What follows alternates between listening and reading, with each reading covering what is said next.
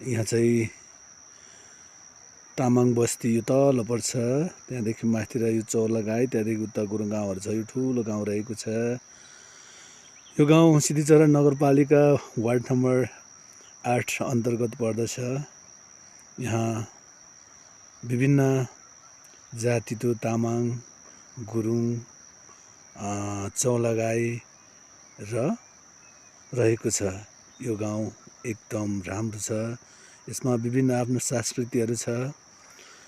हामी सल्लेरीको धार्मिक स्थल चम्पादेवी जाने बाटो यही हो। यो बाटोदेखि हुँदै चम्पादेवी जाँदछ।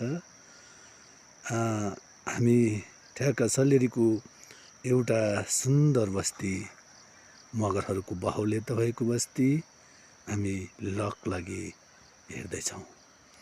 यो सिद्धिचरण नगरपालिका वार्ड नम्बर 8 मात्र लकलगी बस्ती। यहाँ यो बस्तीमा मगरहरूको बाहुल्यता रहेको छ।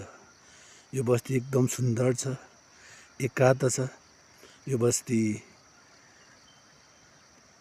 यहाँ विभिन्न फर्महरू खुलेको देखियो। यो डाँडा एकदम रमणीय छ। यो डाँडा एकदम पल पल याद गर्ने डाँडाहरू छ यसमा।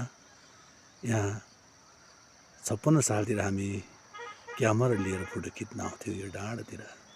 यो हरियाली जङ्गलहरूको बिचमा रहेको सिद्धिचरण राजमार्ग अन्तर्गत पर्दछ। लकलगी मगरहरूको बाहुल्यता रहेको ठाउँ।